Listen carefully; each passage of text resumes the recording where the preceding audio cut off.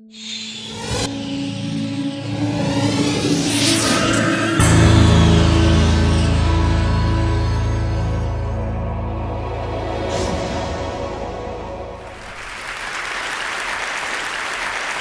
a child and sort of crawling around the house, I remember these Turkish carpets, and there were these scenes, these battle scenes, these love scenes. I mean, look, this animal is trying to fight back the spear from this soldier, and this. My mom took these pictures actually last week of our carpets, and I remember this to this day. There was another object, this sort of towering piece of furniture with creatures and gargoyles and nudity and pretty scary stuff when you're a little kid. What I remember today from this is that objects tell stories. So storytelling has been a really strong influence in my work. And then there was another influence. I was a teenager, and at 15, 16, I guess like all teenagers, we want to just do what we love and what we believe in. So I took the two things, I fused together the two things I loved the most, which was skiing and windsurfing. Those are pretty good escapes from the drab weather in Switzerland.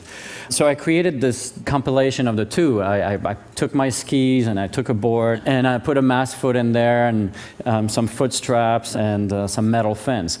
And here I was sort of going really fast on frozen lakes. It was really a death trap. I mean, it was incredible. It worked incredibly well, but it was really dangerous. And I realized then I had to go to design school. I mean, look at those graphics there.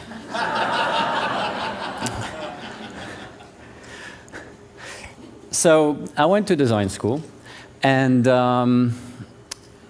it was the early 90s when I finished, and I saw something extraordinary happening in Silicon Valley. So I wanted to be there. I saw that the computer was sort of coming into our homes, that it had to change in order to sort of be with us in our homes. And so I got myself a job, and I was working for a consultancy, and we would get into these meetings, and these managers would come in, and they would say, well, what we're going to do here is really important, and they would give the projects code names, mostly from Star Wars, actually.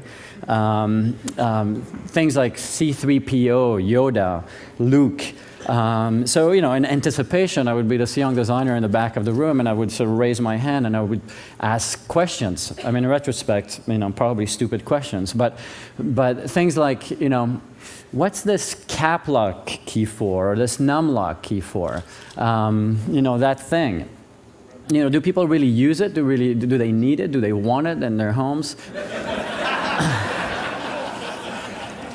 What I realized then is they didn't really want to change sort of the legacy stuff. They didn't want to change the insides. They were really looking for us, the designers, to create the skins, to sort of put the outside, to create, to put some pretty stuff outside of the box. And I didn't want to be a colorist. It wasn't what I wanted to do. I didn't want to be a stylist in this way. And then I saw this quote: "Advertising is a price companies pay for being unoriginal." So I had to start on my own. So I moved to San Francisco, and I started a little company, Fuse Project. And what I wanted to work on is important stuff. And I wanted to really sort of not just work on the skins, but I wanted to work on the entire human experience. So the first projects were sort of humble, but they took technology and maybe made it into things that people would use in a new way, maybe finding some new functionality. This is a watch we made for Mini Cooper, the car company, right when it launched. And it's the first watch that has a display that switches from horizontal to vertical. And that allows me to sort of check my time really discreetly here without bending my elbow. And other projects which were really about transformation, about sort of matching sort of the human need. This is a little piece of furniture for an Italian manufacturer, and it ships completely flat, and then it folds into a coffee table and a stool and whatnot. And something a little bit bit more experimental. This is a light fixture for Swarovski, and what it does is it changes shapes. It goes from a circle to a round to a square to a figure eight. And just by drawing on a little computer tablet, the entire light fixture sort of adjusts to what shape you want. And then finally, the leaf lamp for Herman Miller. This is a pretty involved process. It took us about 4.5 years, but I really was looking for creating a unique experience of light, a new experience of light. So we had to design both the light and the light bulb. And that's a unique opportunity, I would say, in design. And the new experience I was looking for is giving the choice for the user to go from a warm, sort of glowing kind of mood light all the way to a bright work light. So the light bulb actually does that. It allows the person to switch and to mix, these two colorations. And it's done in a very sort of simple way. One just touches the base of the light, and on one side you can mix the brightness, and on the other, the sort of coloration of the light. So all of these projects have sort of a humanistic sense to them. And I think as designers, we need to really think about how we can create a different relationship between our work and the world. Whether it's for business or as I'm going to show on some sort of civic type projects. Because I think everybody agrees that as designers, we bring value. Value to business, value to the users also. But I think it's the values that we put into these projects that ultimately create the greater value. And the values we bring can be about environmental issues, about sustainability, about low power consumption. They can be about function and beauty. They can be about business strategy. But design is really the glue that brings these things together. Jawbone is a project that you're familiar with, and it has a humanistic technology. It feels your skin. It rests on your skin, and it knows when it is you're talking. And by knowing when it is you're talking, it gets rid of the other noises that it knows about, which is the sort of environmental noises. But the other thing that's humanistic about Jawbone is that we really decided to sort of take out all the techie stuff and all the nerdy stuff out of it and try to make it as beautiful as we can. I mean, think about it. The care we take in selecting sunglasses or jewelry or our accessories is really important. So if it isn't beautiful, it really doesn't belong on your face. And this is what we're pursuing here. But how we work on Jawbone is really unique. I want to point at something here on the left. This is the board. This is one of the things that goes inside that makes this technology work. But this is the design process. There's somebody changing the board, putting traces on the board, changing the location of the ICs as the designers on the other side are doing the work. So it's not about slapping skins anymore on a technology. It's really about designing from the inside out. And then on the other side of the room, the designers are making small adjustments, sketching, drawing by hand, putting it on the computer, and it's what I call being design driven. There's some push and pull, but design is really helping define the whole experience from the inside out. And then, of course, design is never done. And this is the other new way, the other way that is unique in how we work is because it's never done, you have to do all this other stuff, the packaging and the website, and you need to sort of continue to really touch the user in many ways. And but how do you retain somebody when it's never done? And Hossein Rahman, the CEO of Aleph, Jawbone, really understands that you need a different structure. So in a way, the different structure is that we're partners. It's a partnership. We can continue to work and dedicate ourselves to this project, and then we all sort of share in the rewards. And here's another project, another partnership type approach. This is called Y-Water, and it's this guy from Los Angeles, Thomas Arndt, Austrian originally, who came to us, and all he wanted to do is to create a healthy drink or an organic drink for his kids to replace the sort of high sugar content sodas that he's trying to sort of get them away from.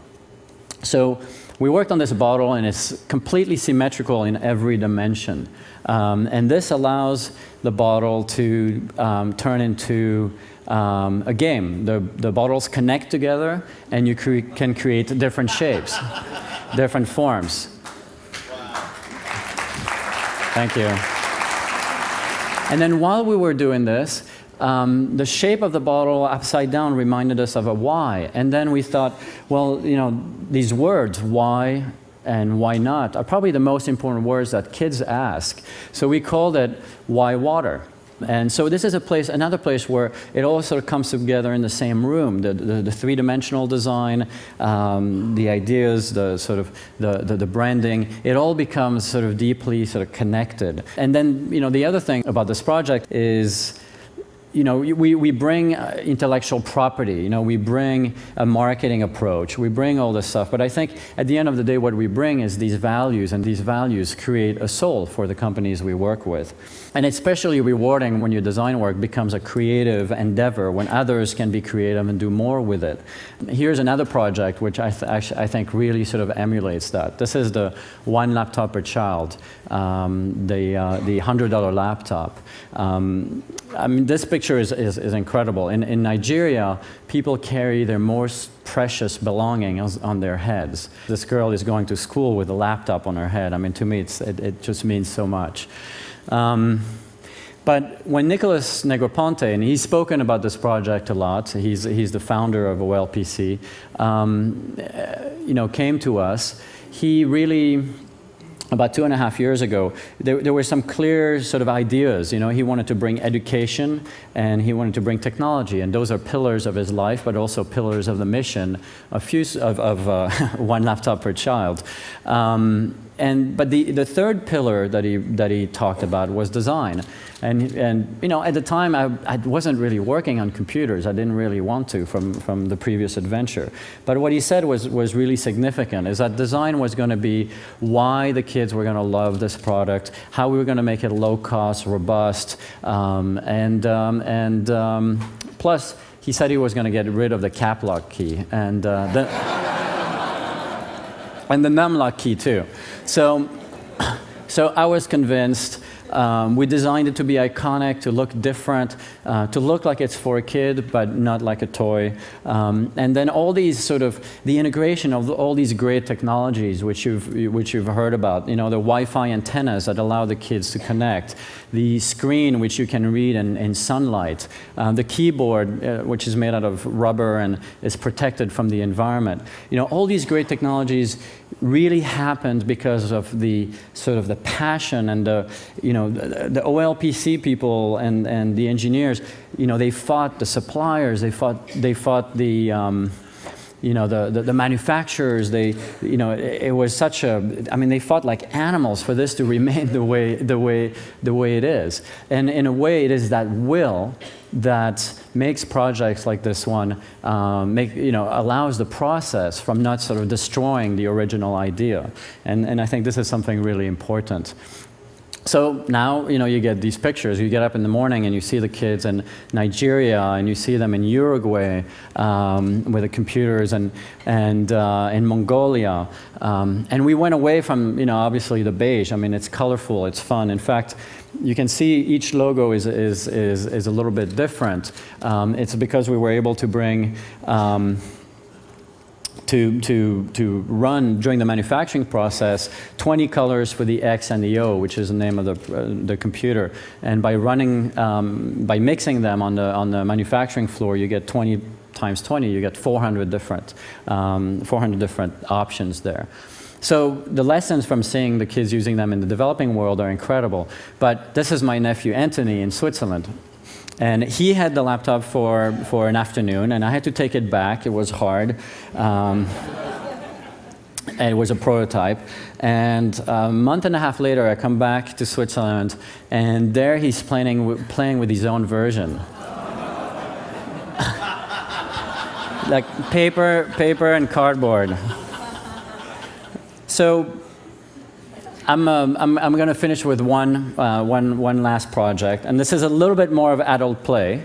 Some of you might have heard about the New York City condom. It's actually just launched, and actually launched on Valentine's Day, February 14th, about 10 days ago.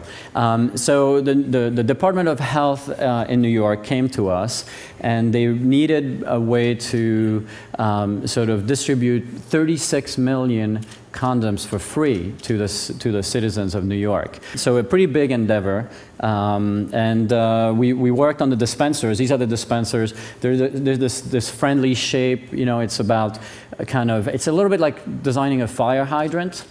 You know, it has to be, you know, easily serviceable. It has to sort of tell. You have to know where it is and what it does. We also designed the condoms themselves. And I was just in New York at the launch, and I went to see all these places where they're installed. This is at a Puerto Rican little mom and pop store, you know, at a bar on Christopher Street, at a pool hall. I mean, they're being installed in like homeless clinics everywhere. Of course, you know, clubs and discos too. And here's the public service announcement for this project.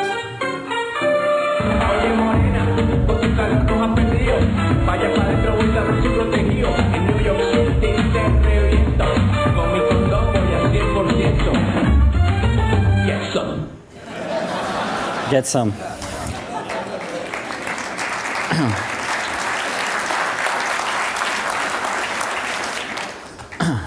So, you know, this is really where design sort of is able to create a conversation. I was in these venues, and people were, you know, really like into getting them. They were excited. It was creating a, you know, it was breaking the ice. You know, it was getting over a stigma, and I think that's also what design can do. So I was gonna throw some condoms in the room and whatnot, but I'm not sure it's the etiquette here. Yeah? All right. I have only a few.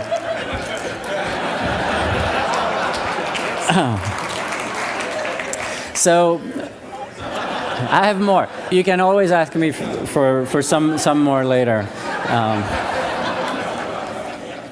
And if any